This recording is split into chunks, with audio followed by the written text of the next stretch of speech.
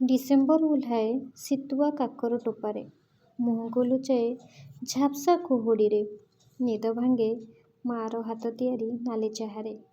କମ୍ବଳକୁ ଛାଡ଼ିବାକୁ ଇଚ୍ଛା ନଥିଲେ ବି ସବୁ ପରୀକ୍ଷା ଆସିଯାଏ ଏଇ ଡିସେମ୍ବରରେ। ସତରେ ବହୁତ ରାଗ ଲାଗେ। ବୋଉର ଶୀତ ସରିଯାଏ ତାର ପର୍ବପର୍ବାଣୀ ଆଉ ପିଠାପଣାରେ। ଚାଷୀର ନିଦ ହଜେ ତାର ଧାନ ଖଳାରେ। ଧାନ କଟା ଛୁଟିରେ ମାମୁଁ ଘର ବୁଲା, ନିଆଁ ପୁଆଁ, ଥଣ୍ଡା ପାଣିକୁ ଖାତିର ନ କରି ନଈରୁ ମାଛ ଧରା। ଅଜା ମାମୁଁ ସାଙ୍ଗରେ ବିଲରେ ପଖାଳ ଖିଆ। ବିଲରୁ ଧାନ ସଂସା ଗୋଟେଇ କାଦୁଅ ବଲବଲ ହୋଇ ଘର ଫେରନ୍ତା। ଆଈର ନାଲି ଆଖି ଆଉ ତାର ଥରଥର ହାତରେ ତେଲ ମାଲିସ। ବୋଉ ବାଡ଼ିର କୋଉ କୋଣ ବି ଛାଡ଼ି ନଥାଏ ରସୁଣ, ପିଆଜ, ଧନିଆ, କଞ୍ଚାଲଙ୍କା ପାଇଁ।